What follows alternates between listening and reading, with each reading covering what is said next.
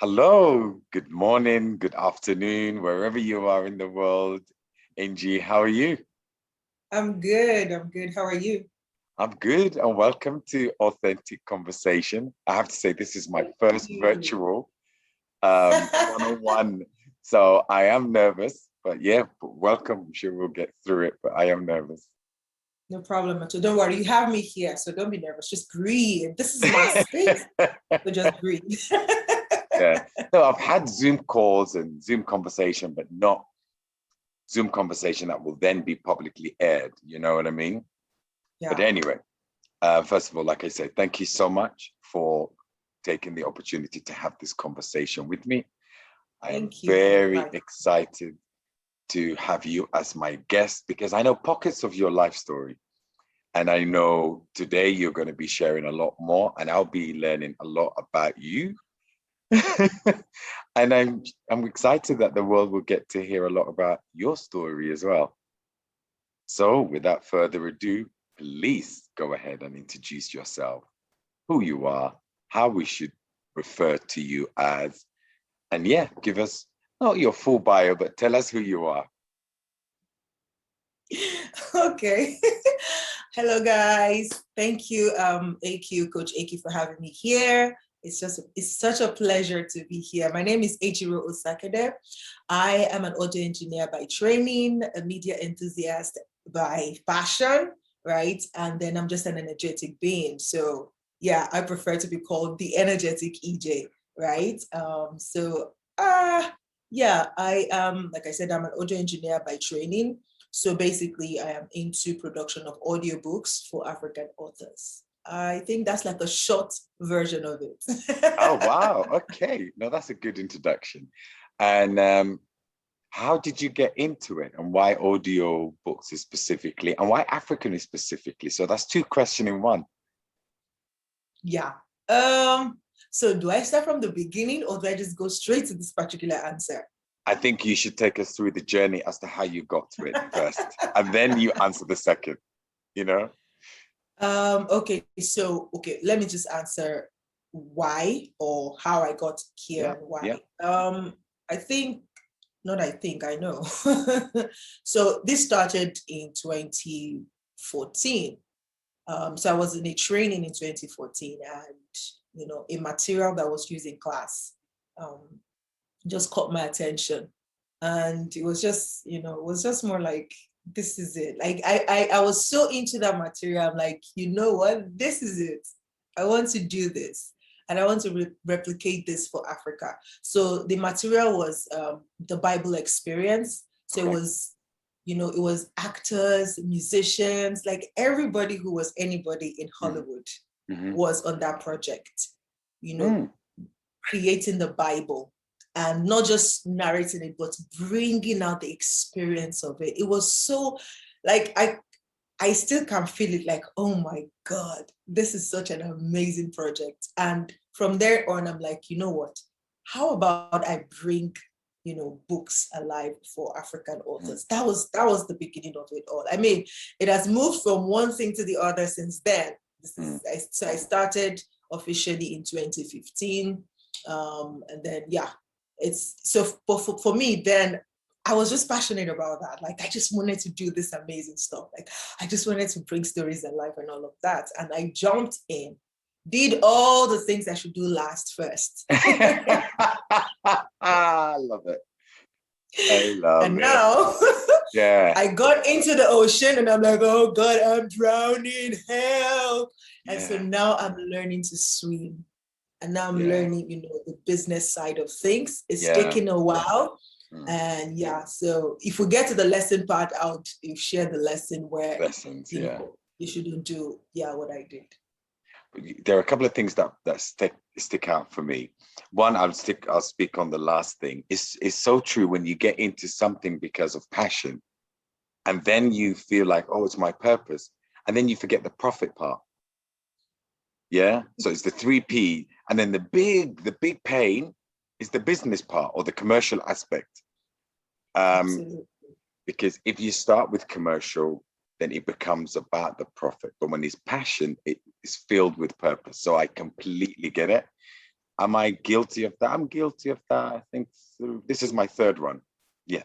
But you learn Okay. to, yeah. You go in and then you become this innocent person. You're like, oh, it's Monday, type of thing. The obvious things just go off of your radar, the obvious things, because we've been a consumer, so we know what business practices look like. We've worked with people. But anyway, that's just my little two token of just relating to what you just said. I will ask you if you can share that the Bible narrating or narrating of the Bible or the project that you're talking about later on as a link, because as you were talking about, like, that sounds really interesting. I would love to look into it. So that's my number two. And my number three is just, I know that people learn differently, right? People learn different ways. Oh, yes. Yeah. I love reading, but I love audiobooks. So I can literally play an audiobook and do what I'm doing. You know what I mean? I love reading audiobook, like, yeah. Me three, not just me no, two. I can just do what I'm doing, I mean, a lot of people like to physically have the book and read it. So anyway, so those were the three observations from that introduction that you just did. But before that, what were you doing leading up to the audio? What were you doing? I know you stumbled onto it and realized it was your passion, but how did you even get to the class? Okay, so long story. Right. I'll start from the beginning, just skipping through, because I know, like, So I think it started when I was younger. Mm-hmm. From what was told to me, because as it were, there are parts of my life that are hidden. Like, I can't remember. Like, I feel like I'm missing them. And that could be, out of pain or shame or something. And I just packaged it and kept it aside, right? So for some reason, sometimes conversations like this kind of help me think and try to remember stuff. Like, oh my God, that happened. And so when I was going through and preparing for this interview, I just started thinking, and some stuff came to me. I'm like, oh my God, I've got a rich story, actually. Anyways, so I from what I was told when I was younger, like, I was a super bold child. Mm-hmm. And I mean, I'm a special child. Why? To my parents, I don't know, maybe to anybody I've met, but I know I'm a special child to my parents because it took them a while before I came through. It took about 11 years. They were trying and waiting. And so my dad never joked with me because he's like, I'm the womb opener. I made a way for my younger ones to come in. So he doesn't joke with me. And I mean, it's painful for me now that he had to, just leave us, and without really waiting to enjoy, the fruit of his labor over us and all of that. But I know he never joked with me. And I know when he would talk, and my dad actually taught me how to imagine and dream, like daydream, because even in times where things were really bad, because even before he passed, we were in a very dark place for such a long time. All right. But one thing that my dad would always do, we would just probably sit in a small cubicle, wherever we were at the time, and he would paint picture of what would happen. Like, oh man, once there is money, of course, I know there are things that he didn't do better if he knew better, right? But like, we would just dream, we would imagine it, and we would be excited about, oh my God, this is how my room is going to look like. This is the decoration that is going to be my room. This is what I'm going to do. And I know he kept saying, you know what, I'm going to get you a car, and a particular kind of car, a car for two. That's what he wanted to get for me back then. And so we would do all of those things. But, while I was growing up, was because of that, because I came in late and then opened the door for my younger ones, I was really special to him. But I was told, like, when I was younger, I was really bold. Okay. And I can't remember the story behind my nickname, Shinani, but Shinani. Okay. I think it could have been because my dad was a captain, right? My dad was a sailor first before he became a captain. So he would travel a lot. And so when I was born, he was not around. I think he came in days after. So the celebration was double. And I was told, like, celebration was like for a week. Like a whole week, there were people, there was party in the house because finally, this couple finally did it, you know. And I was just that special kid and all of that. And so when I was growing up, I told you when I was 2, 3, like I would walk into a place and everybody would just, you know, love up on me because I was super confident and bold. So I knew I was outspoken, but at some point, I don't know what happened. I lost it. Something must have happened. Something must have happened to me.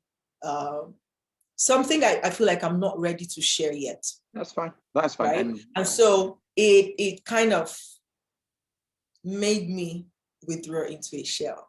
Right. But still that's extrovertedness, if I can say, that boldness or confidence is still there. That light. And it comes out every now and then. And it's just the way that everywhere I go, like I don't struggle for it. I don't plan for it, but I end up being in position of leadership somehow.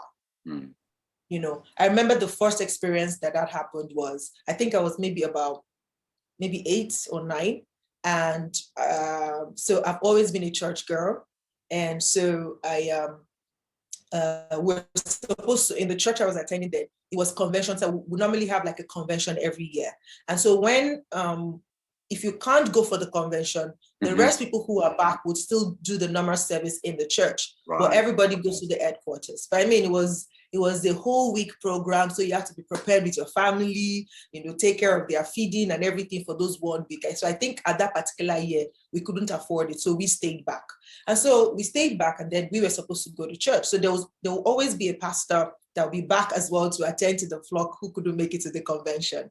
And so I was fond, myself and my younger ones and some friends were fond of getting to church super early to sweep and clean and dust just to prepare for service. And so this particular day we came, we did all that and we prepared for service. And it was 6 p.m. Service was supposed to start. The pastor was not in. And that was when it started again, like openly.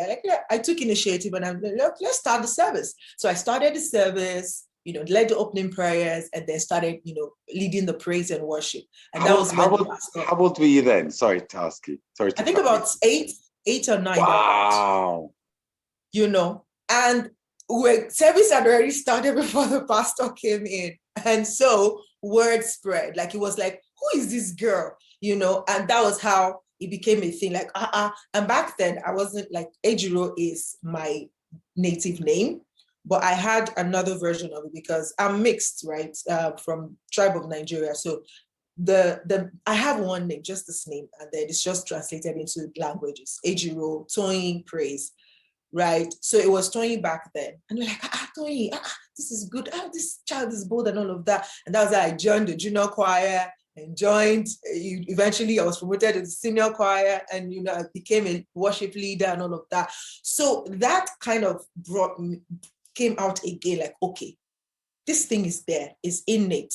Of course, there are things that have made me withdraw, but once in a while, when I feel the need for it, I just come out of that shell and I'm me, you see. So that has been there all along. And so even when I was in secondary school, I wanted to be an accountant initially because my friends were accountants, right? You know how you're confused when you're young. Of course. I became confused. My friends wanted to be an accountant. So I went to commercial class. And then when I was in SS2, senior secondary high 2, just before the final year for secondary school, I took GCE, an external exam, and I failed woefully. I had an F9 in accounting, and I'm like, no way. This ain't for me. It's not for you. Yeah. It's not for me. And just final year, I decided to, you know, switch. But I couldn't switch in school because that's not possible. You're already getting ready for WAEC, senior WAEC, right? So, but then sadly, just at the end of the term where we're supposed to get and prepare for the final exam, WAEC, you know, I think my dad lost his job around that time. So we couldn't pay my fee, you know, and I remembered I was already in the exam hall when my name was called and I was not allowed to do the exam. And so I just went home and never came back to the school, you see. And so basically I dropped out of secondary school. So it was a really difficult, you know, time for me because I felt like, gosh, this is it. My life is ended. Like, yes. you know. I can. Thank you for sharing. It was hard. And, something happened around that time again that led, almost, I wanted to die. I went on overdose of Valium-5 at that time. Wow. I took an overdose of Valium-5 because I wanted to this is it. Because not just because of the school thing, not because of the fee thing, it was before then. There was this interhouse sport in school, and then I went out with my friends, and we didn't come back home that night. Our parents went agog, like everybody was looking for us. And so when I got back, it was bad, and so I'm like, hey, what's the point? Let me just end it. Wow. I was out for 3 days. I thought I was dead, but I came back and I'm like, oh my God, my punishment is still waiting. It's funny. I know it's not a laughing matter because what you've just now talked about, it's really serious, and a lot of people are suffering with it now, suffering with it even more since the pandemic. But we've got to acknowledge, for you to be able to look back and laugh about it, the pain is less for you. And at this point, I just want to offer prayer and positivity to anybody who's facing that, to know that they can get through it. So I just wanted to stop there and just say, I hope whoever gets to watch this and maybe having suicidal thoughts or difficult moments in their life, that I hope they feel that they're going to be okay. And I hope you would pray with me and send that message to anybody, or seek help. There's nothing wrong with seeking You're going help. to be okay. Just don't do it. Don't do it. Yeah. If you're still breathing today, it means there's still hope. It means God still has something for you. Your story is not completely written. It's not the end. No. If it's the end, you won't be breathing right now. Yeah. So just hold on. I know it's difficult. I know shame, gosh, guilt. Those are two strong emotions. Oh, and they have multipliers. They have multiplier. They have immediate friends and family that will come for you. I'm talking about the two emotions that you're talking about. So the moment you feel shame and the moment you feel guilt, oh my God, immediately fear comes from nowhere. Not good enough comes in. So they have relatives that are ready to do their job, to just finish up what you've started.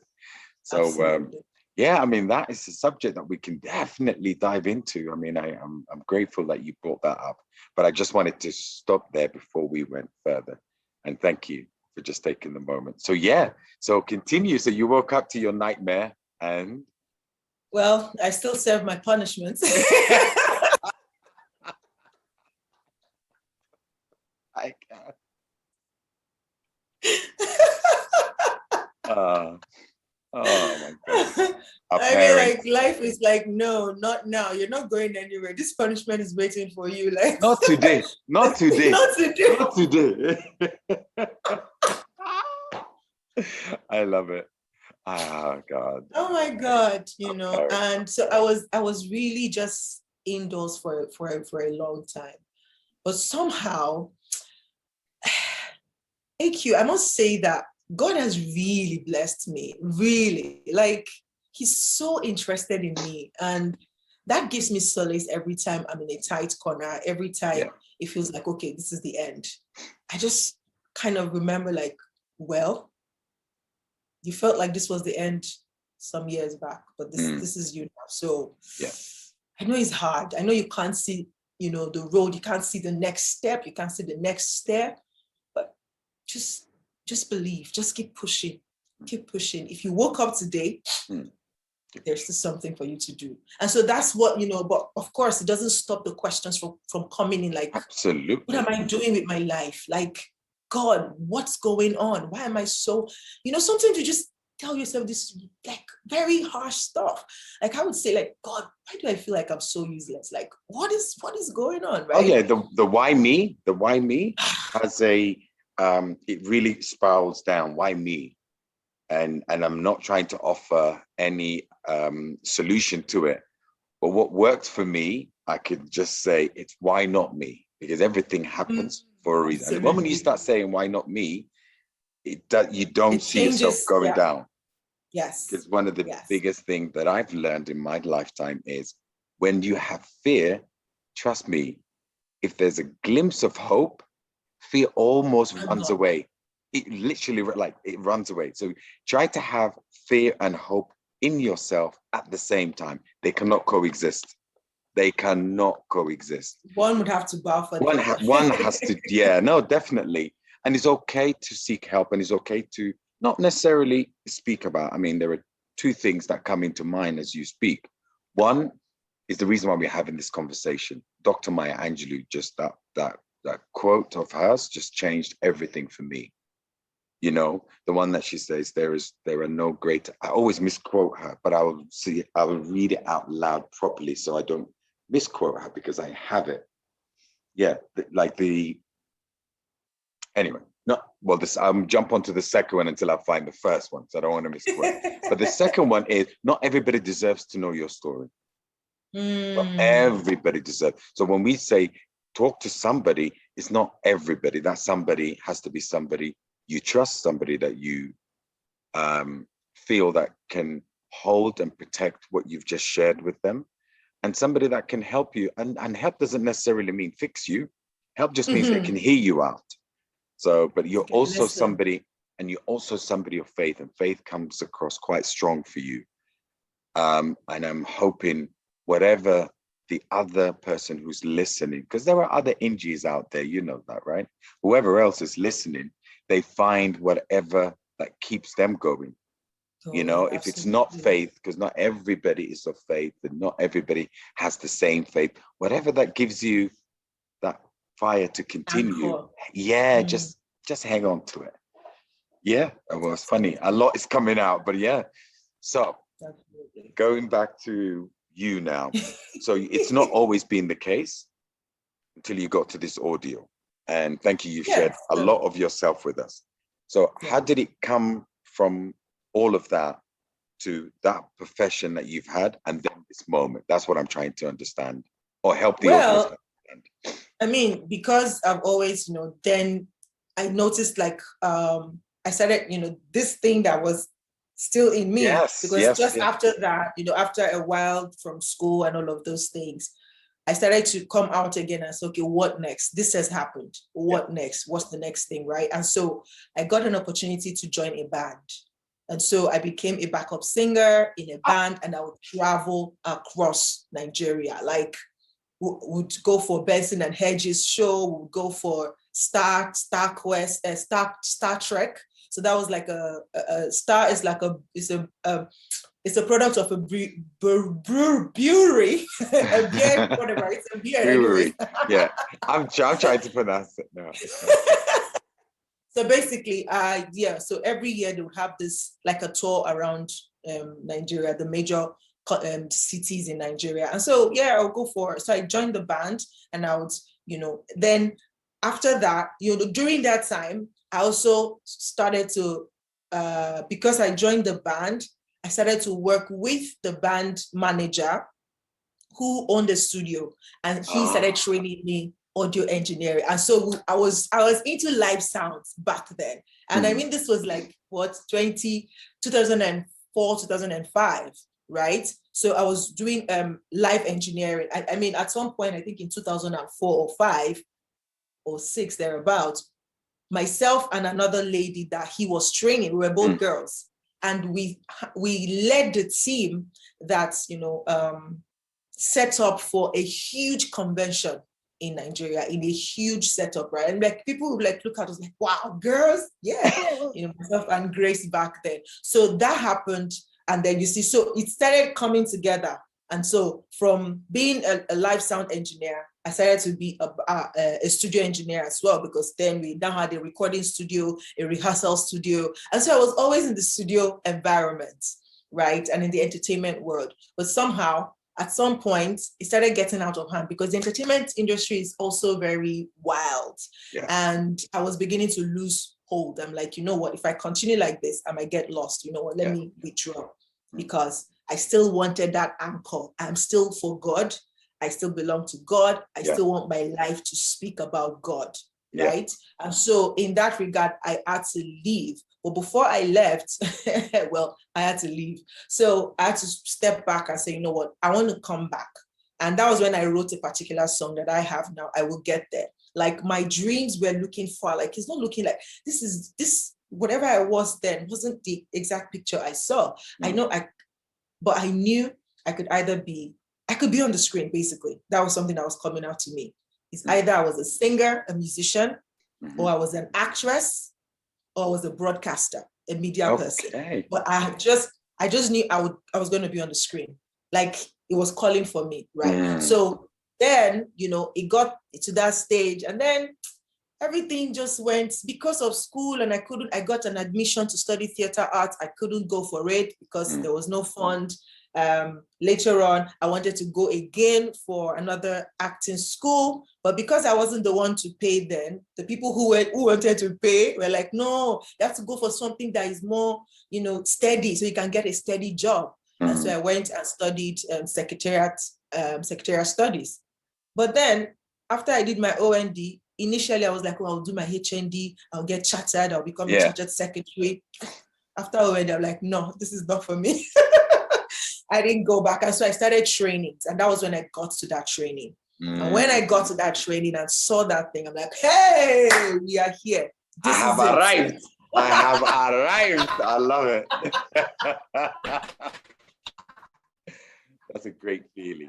And then that's how I got into the space. And then some years after, I'm like, oh, this thing, I'm loving it, but I'm not getting it the way it should be. It's not pop, because most times when I see a thing, I see it in my mind's eye, and then I go by that to replicate, to make it happen, right? But what I'm seeing concerning my business is not what is happening. And so that's one thing that keeps pulling me down, that keeps discouraging me, like that keeps me in a place where I'm like, Adrian, what is wrong with you? You're not getting this right. Why? Like you try your hands on other things, you see it in your eyes, you are able to replicate it, but why is it difficult for business? Right. So that's my challenge if we're going to ask any question like that. Like for this business, but you don't even want to know how many times I've tried to give up. Like, you know what, let me shut it down. Like, just know when to quit. But every time, even the thought comes, my heartbeat changes. Like the rate changes. Like, girl, if you do it, you will regret it. And I'm like, but God, it's not working. It's not working. So why do I stick with it? How do I make it work? So this has just been, sincerely, this is authentic conversation. Absolutely. So this has been my major challenge, like just trying to figure it out in the business world. And see, tell me that, oh, there is a lot of people there's a lot of information out there. There are people that have gone ahead of you. I am looking at them. And I'm trying to do it. I don't know. I'm not getting that formula yet. I hope I will soon. You know, what the two things that stick out for me as you were talking. One is your dad, how visual person he was, and how he would visualize lifestyle for you, and the car, and what your room would look like. And I could see a lot of that echoing in your conversation, you know what I mean? So you're very visual. So yeah, just notice that visualization can sometimes cheat you the opportunity to live current, to live into your current reality, you know? If you visualize so much that you're trying to replicate it in your current reality, and when it doesn't match, it can cause the pain. So that's just a bit of an observation for you. But hang on to it, because there's that visualization that keeps you going, you know? Is that visualize? And the other thing is just how wonderful how wonderful our journeys are differently, but how we've got so much things in common. Even as you're speaking, I'm like, that's why I am doing what I'm doing, not just the coaching, but the authentic conversation, because I see a lot of me in you, you know what I mean? And we come from two different walks of life, you know what I mean? Two different faiths, two different nationality, two different upbringing, and so on and so forth. But I see a lot of you in me and in that conversation.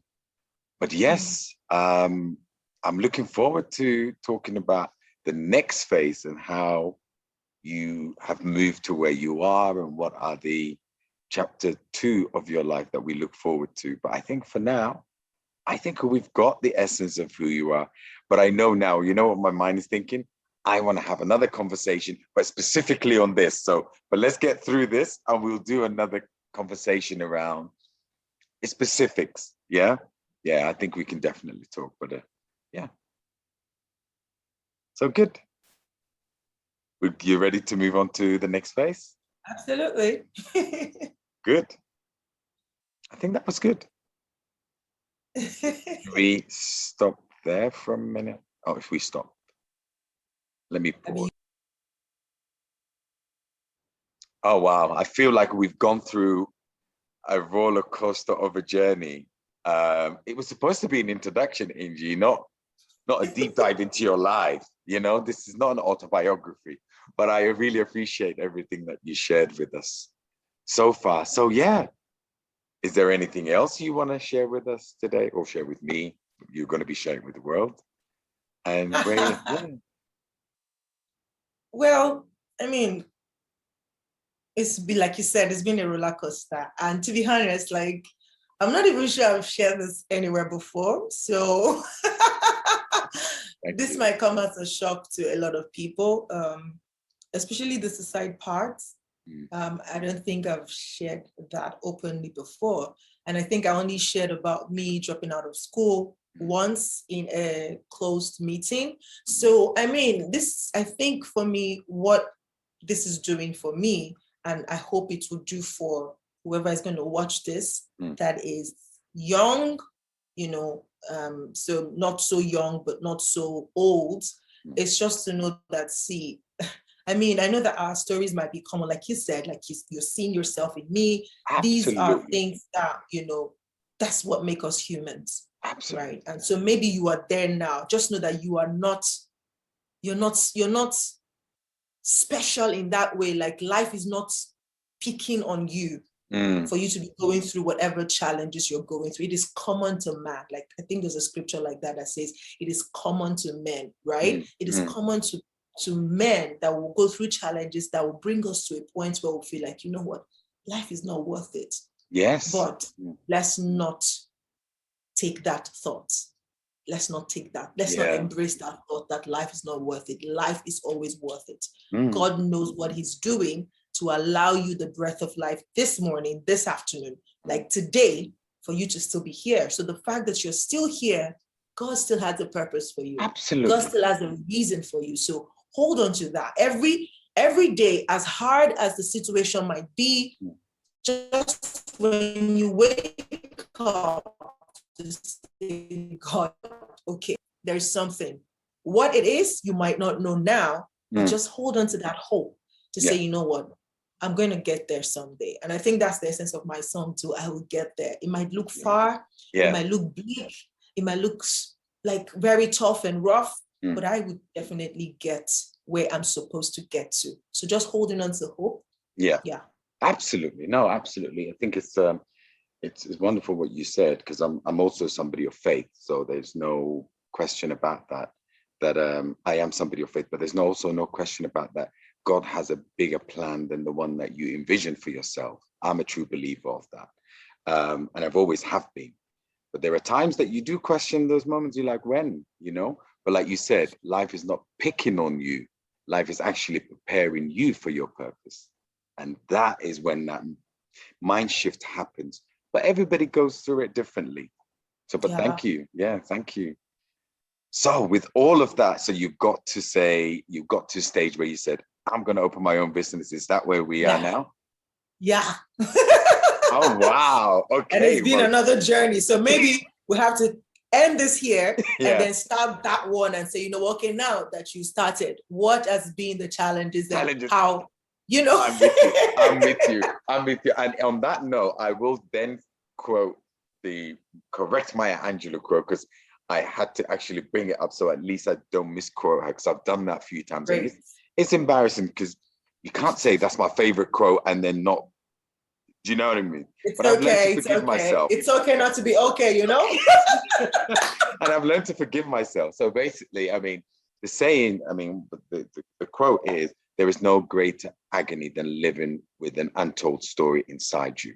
So we all have a story to tell. I swear to God, every time I say it, I've say it so much, I started rephrasing it. So that's why I want to make sure that I quote it properly, because I use it in different conversations in my coaching or in my mentoring. So I've learned to breathe and live the quote that I've actually, the essence of it, not yeah, the so words. not the word is what it means. So, but at the same time, if I'm saying it's Dr. Maya Angelou's quote, I need to be able to say it correctly. But I've also learned I apply it in so many different ways that I've learned to paraphrase it in different ways. But yeah, and I hope by you telling your story, other people can see themselves through you. I saw myself through you.